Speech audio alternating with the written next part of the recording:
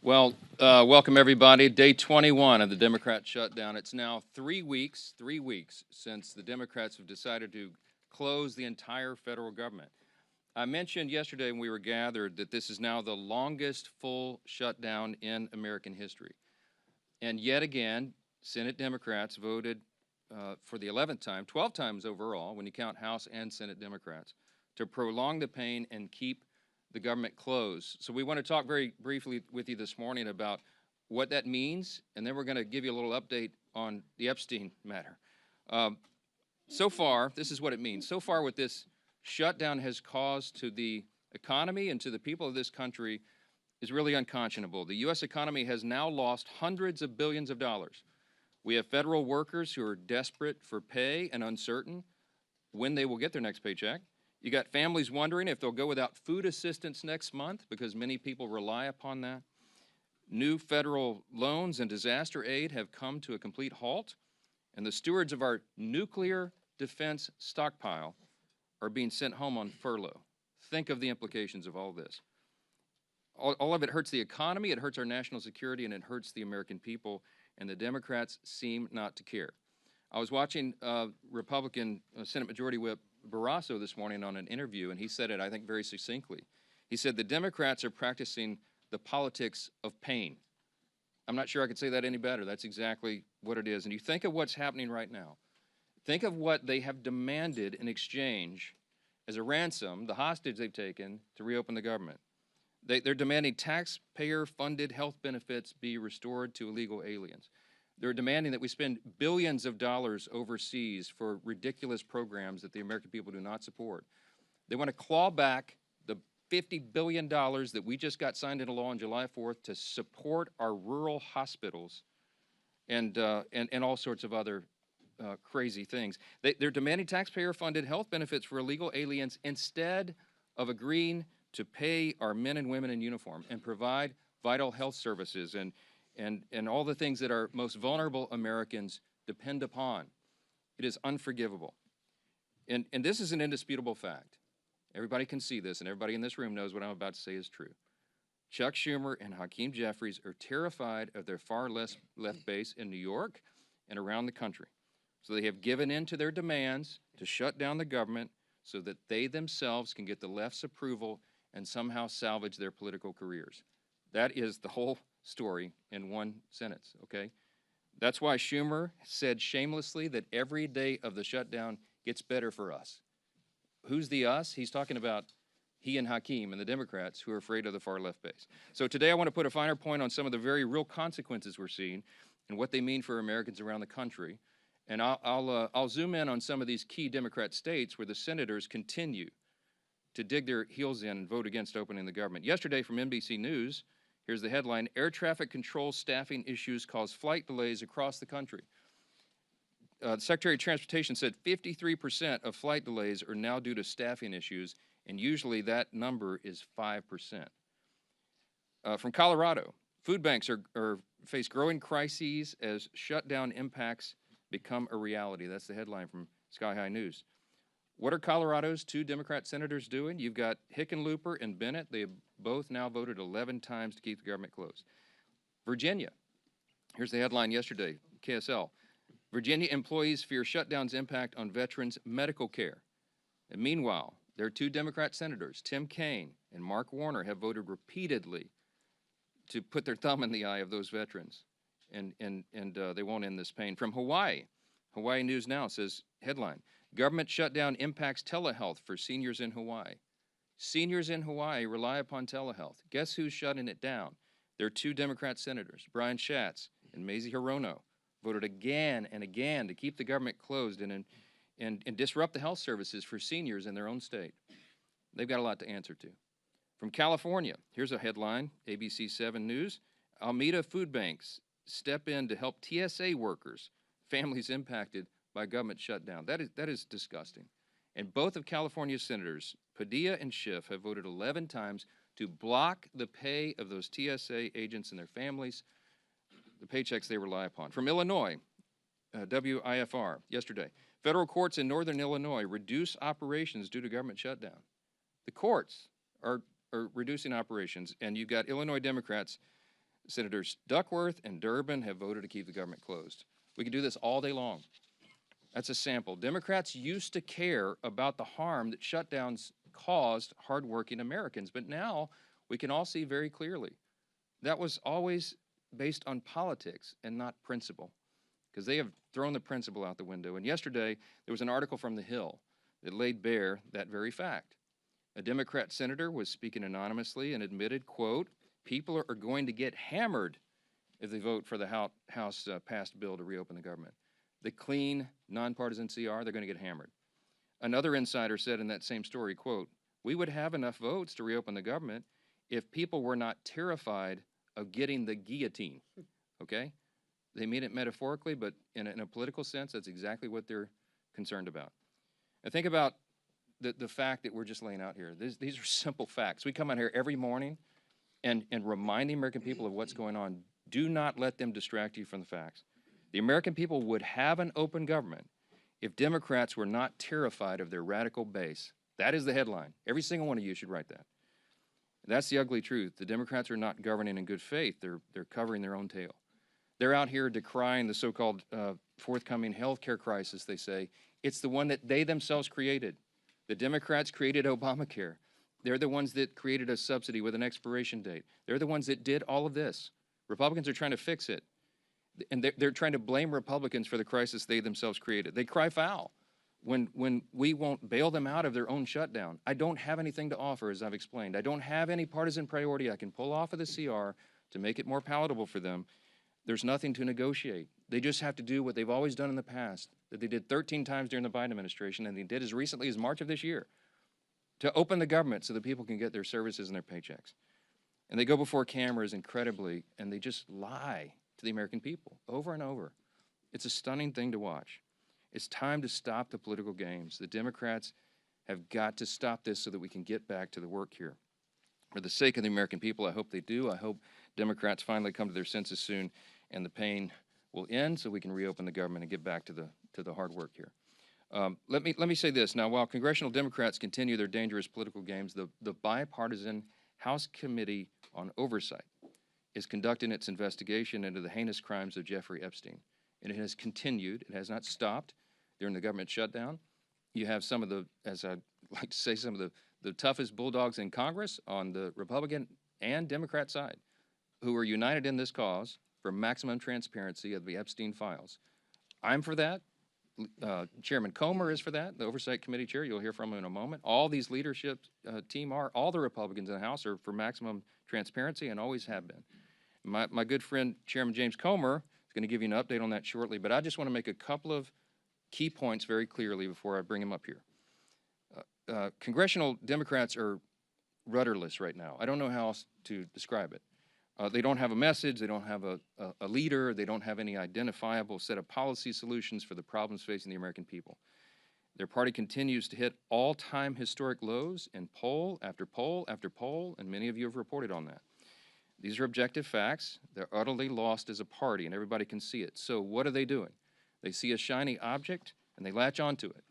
Democrats did not say one word about the Epstein files for the entire Biden presidency. They had all the files in the Biden DOJ. They didn't say a word about it. 4 years, not a word. And suddenly now, they somehow convinced themselves that the Epstein files will be damaging to President Trump and Republicans in some way that they've imagined. And so they feign outrage. Let me be very clear about this. I've met with some of the Epstein victims, some of these brave women who've come forward. They were here on Capitol Hill, as you all know. We heard their stories. It's gut-wrenching. It's disgusting what they've been made to go through, and they bravely came forward. We're working around the clock to ensure that justice is served, and also as part of the oversight to figure out why justice has been delayed for so long. All credible information we will ensure is released to the public, and we also, at the same time, are fulfilling our responsibility to protect the innocent victims. By the witnesses' own testimony, these ladies who've come forward, they estimate there may be as many as 1,000 young women who were subjected to these heinous crimes. And many of them have chosen not to come forward and show their faces and reveal their names because it would compound the harm that they've already suffered. And so we want to protect those people. That's the sum total of all of this. That's our responsibility. And short of that, we want maximum transparency, and that is exactly what the American people are getting right now. That oversight investigation, they're working around the clock, and here's what the latest update, if you're not keeping track. They have now subpoenaed and released 43,000 pages of documents. They have subpoenaed and released DOJ and Epstein estate documents, with more to come. They've issued 11 deposition subpoenas, and they've released Bill Barr's deposition transcript. Just a few days ago, they released the transcript from the interview with Alexander Acosta. They requested and begun to receive suspicious activity reports from the Treasury Department, and the department is fully cooperating in that. And they published letters from Eric Holder, Merrick Garland, and James Comey stating they had no knowledge or information related to the committee's investigation. Those documents include the ones that were released on Friday of last week, okay? The Epstein estate documents include his personal phone logs, his travel logs, his financial records, the ledgers that many people have been wanting to see, and even his daily calendar. The investigation and continued document release is ongoing even as we speak. And let me say this clearly as well. The bipartisan House Oversight Committee is already accomplishing what the discharge petition, that gambit, sought, and much more. The Epstein estate files that have been this new treasure trove, the third batch of information released right now, was not even included in the discharge petition. Didn't even think of it.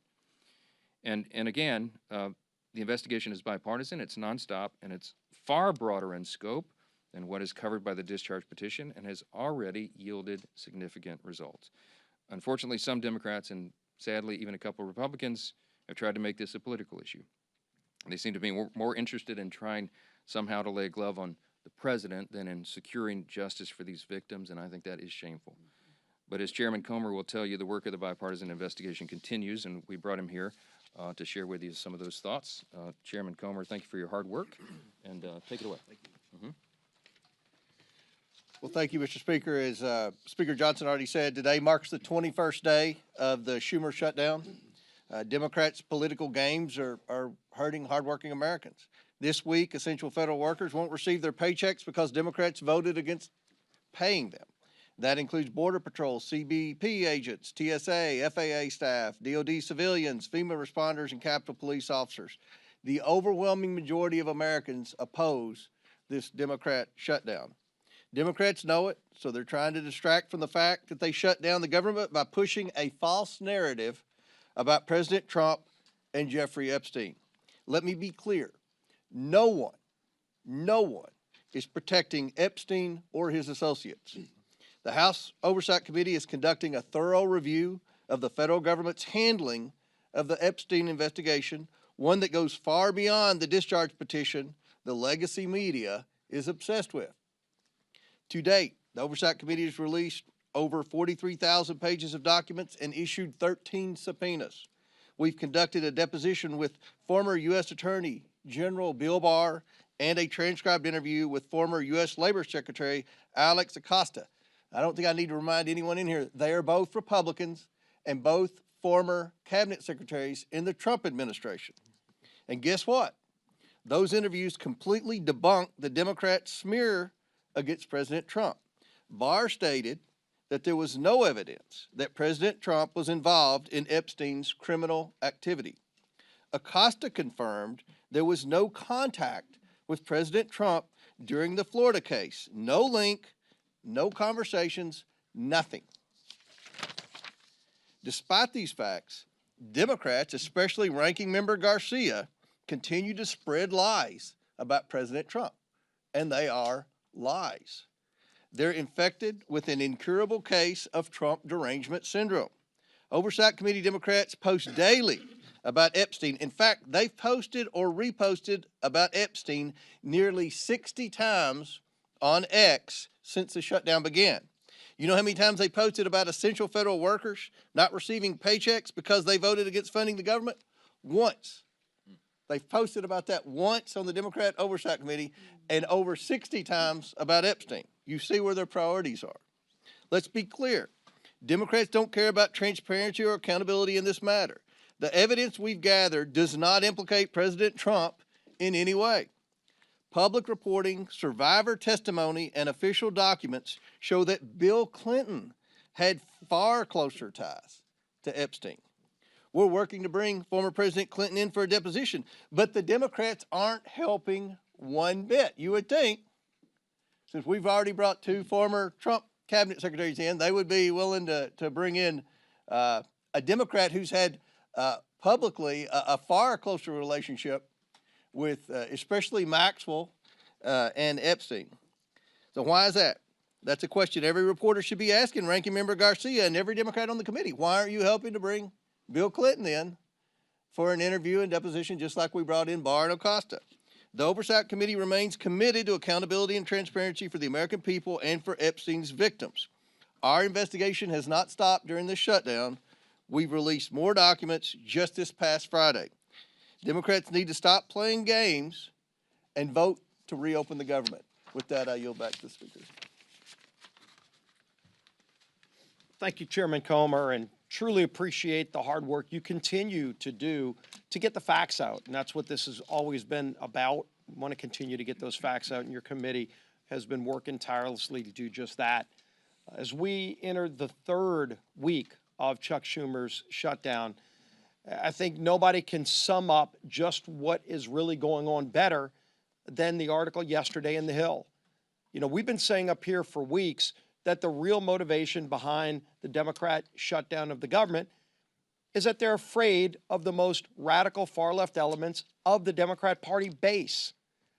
And yesterday, The Hill, in a pretty riveting article, laid bare the underbelly of the Democrat Party's motivation.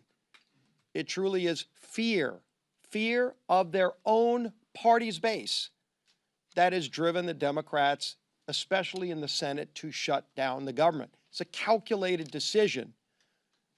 And the continued votes, including yesterday, to keep the government shut down has been a direct result of the fear Democrats continue to have of their own party's base. Some of the most radical elements that you saw at the Hate America rally. We showed it up here on this dais yesterday with some of the most vile things that you saw. Many people that were holding signs calling for the death of the President of the United States. That's who Democrats in the Senate are most afraid of. And they're willing to inflict pain on millions of American families. And I think it's very important to understand what they're saying. There was one Senate Democrat aide who said people are going to get hammered by their liberal base if they vote to open up the government. So they're not concerned about the millions of families who are suffering because they're keeping the government shut down. They're just worried about getting hammered from their own base. And the speaker laid out some of this too.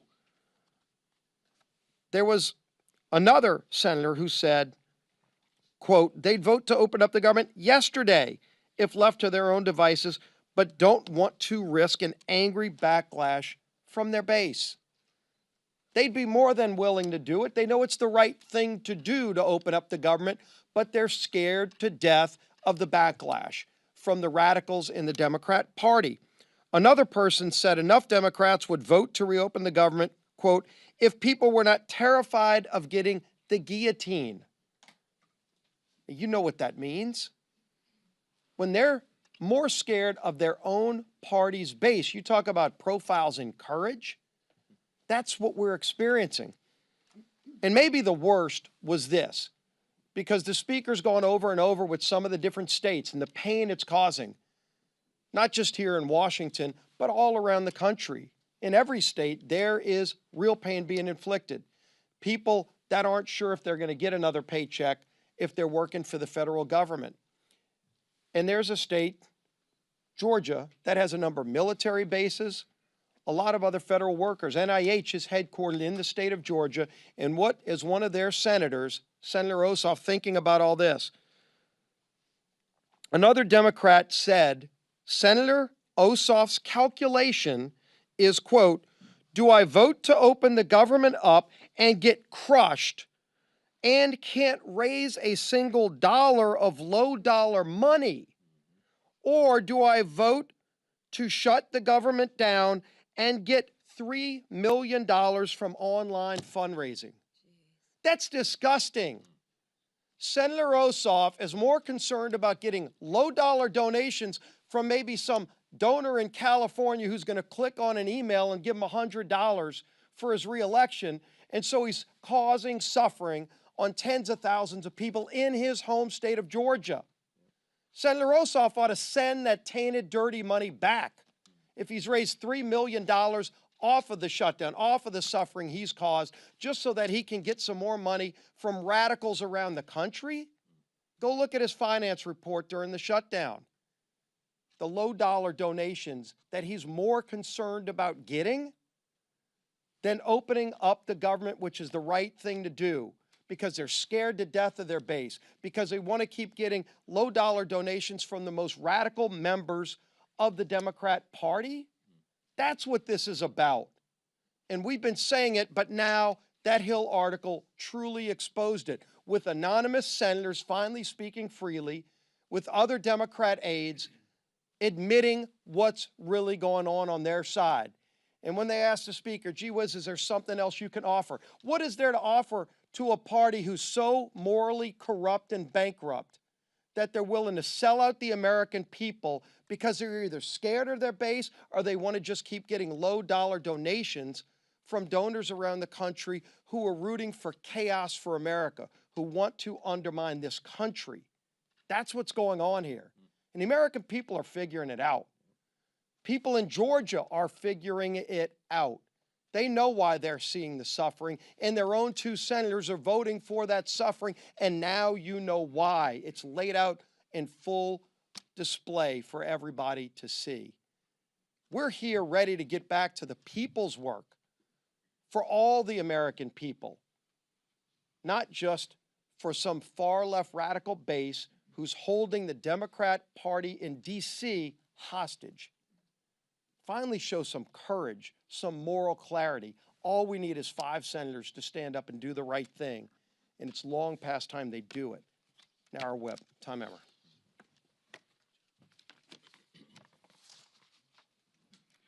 Welcome to day 21 of the Democrats' shutdown, where Democrats have now voted 12 times against funding our government. Why is that? I'm going to read the same quotes from those anonymous Democrats. People are going to get hammered if they vote for the House-passed bill. A second person familiar with the political dynamics said centrist senators are fearful of breaking with leaders while party activists are planning the anti-Trump rallies. Another one, we would have enough votes to reopen the government if people were not terrified, as Steve and both Mike have pointed out, of getting the guillotine.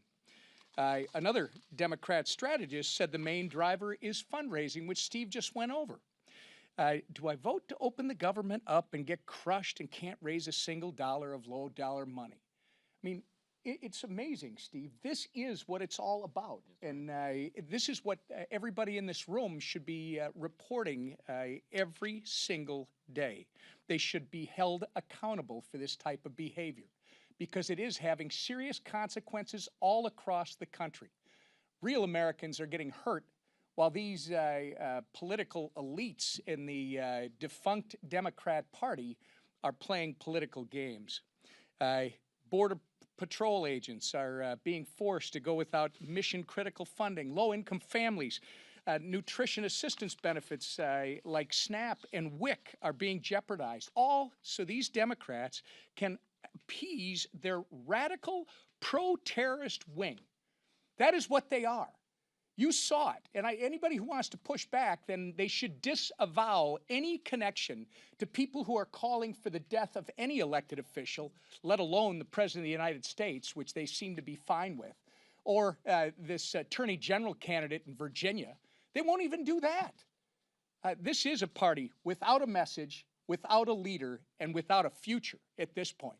They are well on their way to being left on the ash heap of history.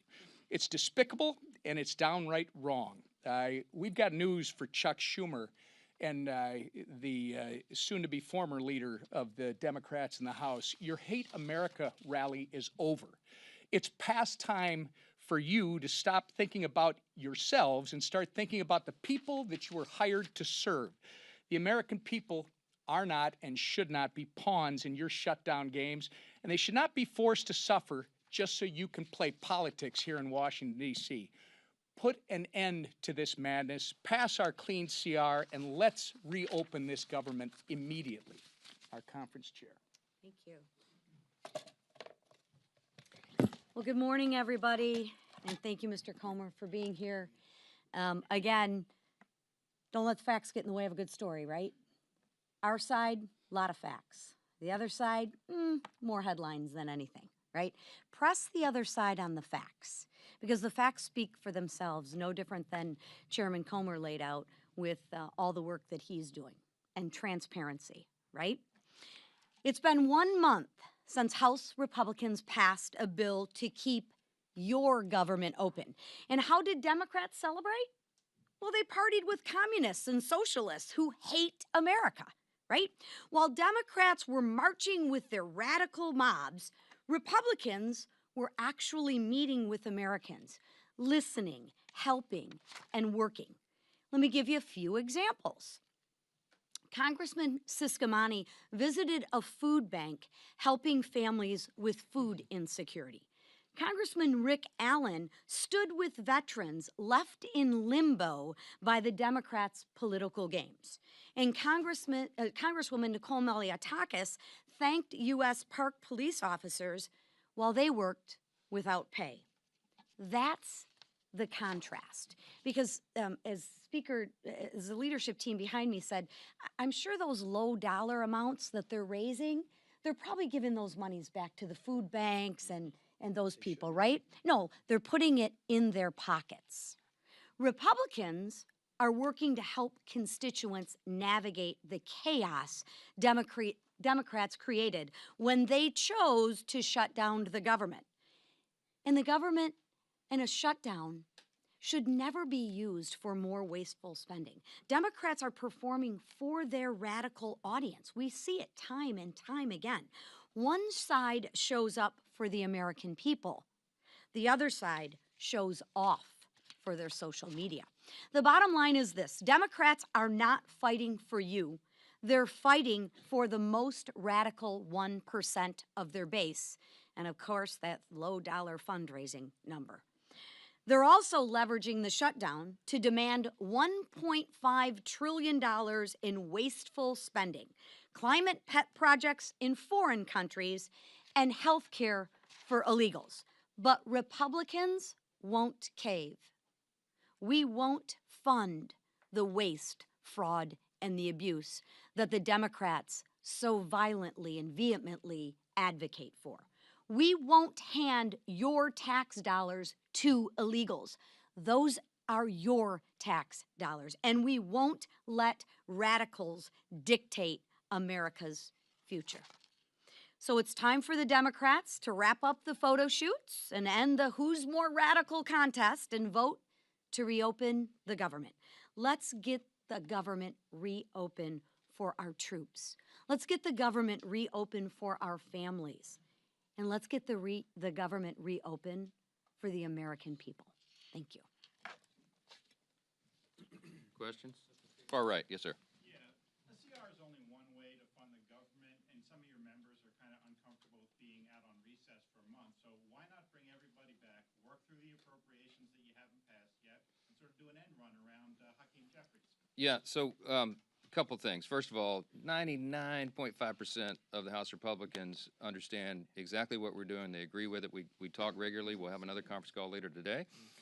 They have been out doing very essential, very important work in their districts, and their constituents appreciate that. I mean, they've been everywhere because, as Chairwoman McLean said, they've got to help cover the bases for the crisis that's been created by the Democrats. Now, the calculus and the strategy on when I bring everybody back, people have said, are you going to change your strategy? And I've said to you all very plainly in good faith, we don't have a political strategy here. I don't have a strategy. We're just trying to do the right thing. We did what has been customary here and passed a simple CR. Again, this is really important, and it should be a headline in your journals as well.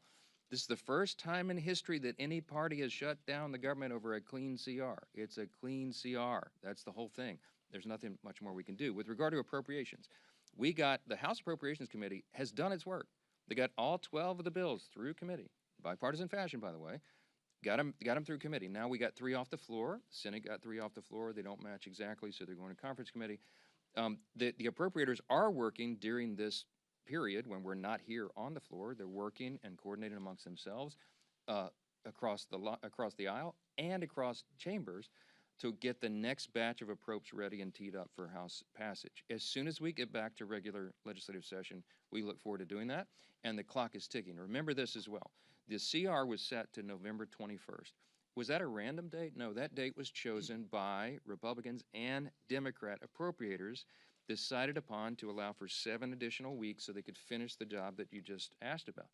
Right now, the great irony is the Democrats who say they want everything to be done, they are the ones that are eating up the clock. They're preventing that very thing from happening. So many of you have asked me in the hallway, is November 21st going to allow enough time? That's becoming a very dicey prospect right now because we need every single day. Now, the appropriators are working right now. As we speak, they're working on it. I myself have spoken to appropriators in the Senate on the Democrat side. I mean, we're trying to prepare this work and to get it done as soon as possible, but it is true that the pressure gets turned up every day of the calendar that's eaten up by the Democrats' political nonsense. Back row, yes, sir, on the best. CBS News is out with reporting this morning that a pardoned January 6th rioter was charged and arrested this week with threatening to kill Hakeem Jeffries. Do you have any reaction to that? No, terrible. That's the first I've heard of that. I don't know anything about it. But anybody who threatens to kill any political official, we denounce it absolutely. They ought to have justice fall upon their head. All right? How about that? Yes, sir. Second row right here. Thank you, sir. The Senate has sort of had this will they, won't they relationship with a Russia sanctions bill that has overwhelming bipartisan support. Would you like to see the Senate have a more accelerated timeline? And if they pass it during the shutdown, would you bring the House back to vote on it? Well, I don't anticipate it will be passed during the shutdown, but there is a big appetite among Republicans, House and Senate, I can tell you, for tough sanctions on Russia. The president, as you know, you can take him at his own word, he's lost his patience with Putin. He's not a good faith operator. Obviously, he's the aggressor in an unjust war, and it needs to end.